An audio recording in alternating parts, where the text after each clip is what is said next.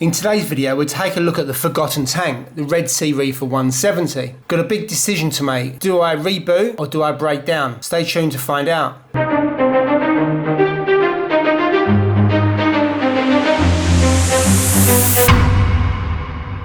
Welcome to my latest video of the forgotten tank, the Red Sea Reefer 170. I set this tank up about 3 years ago, and it was originally set up to house 2 Picasso clownfish, which I still have today. I was looking to breed them, and over that first 12 months, create the environment in the tank for them to regularly lay eggs. I was able to extract the eggs from the tank and put them into a small fry tank, but alas, to no long-term success. I managed to get the fry to about 4 or 5 days, did that on half a dozen occasions, but I just couldn't produce enough phyto or rotifers or have the time to constantly feed and clean the fry tank. So gave up on that venture and moved this into a frag tank for zoas. During the last 6 months, I've really not done too much to the tank, and now we're going to make a decision. Do I close the tank down or do I reboot it and create a proper reef tank with a rockscape and build out more or grow out more zoas and other softies to make it a proper softy tank? I'm going to go with the latter and give it 12 months to reboot and see if I can make this a masterpiece. So let's take a closer look. But before we do so, it'd probably be best if I actually clean the glass so we can see what's inside. That's a lot better now that the glass has been clean, but as you can see, lots of particles floating around until they go down the weir into the filter socks. So let's take a closer look at the inhabitants within the 170. So here are the Picasso clowns, absolute beautiful pair, male and female. The female obviously being the larger of the two, certainly keeps the male in check from time to time. Don't have to do a lot with Picassos, just feed them, create the right environment. The scary thing is that quite often you can have a look at the tank in the dark and they'll be laying on the floor of the tank and you think they're dead, or they've been laying upside down, or they'll swim upside down and you think, oh my god, what's happened here? And the next minute they're fine. I suppose that's why they're called clownfish. The only other fish I've got in here is a yellowtail damsel. Now damsels I think get a bad rep. I've got Springer damsels in the Reefer 450, and the reason why I like damsels, one, they're extremely colourful. This is bright blue, obviously with a yellow tail. They are known to be aggressive, but I find that if you put them in the tank as the last fish, then that reduces their aggression. They do have a bit of fighting amongst themselves, but of course this is a solitary damsel.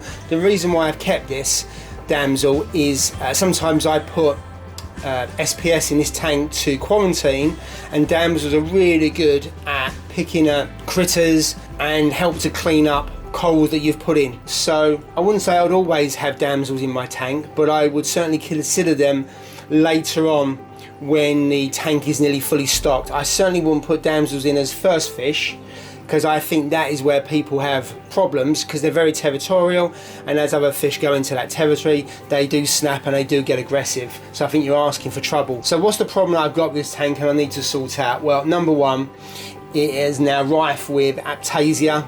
That aiptasia is on some of the zoa frags, and it starts to irritate the zoas to the point where they die. So I need to sort that out, and obviously if I don't tackle that, that's just going to go out of control and get bigger and bigger and bigger. So I need to sort. We also have some nuisance snails, vermatid snails. So they need to be tackled. You can break the tips off of that and they will die. Also they can be cleared by using bumblebee snails. I popped out to my LFS today to buy 3 peppermint shrimps and also 3 bumblebee snails.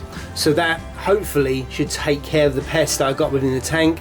I imagine it will take quite a while for them to eat the aiptasia, but I'll do an update over the next few weeks to let you know how we're getting on. And then the bumblebee snails, again, they should take a while to get rid of the vermatid snails. So down in the Sump area we have quite a simple setup.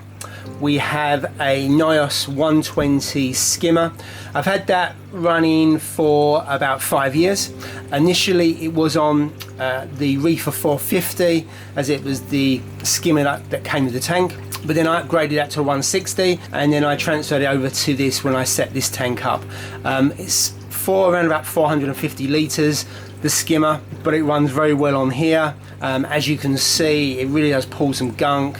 The thing I like about Nile skimmers is that they really create a lot of bubbles that help to aerate the tank, but also to pull in loads of crud. And as you can see, that is almost jet black what it's pulling out there.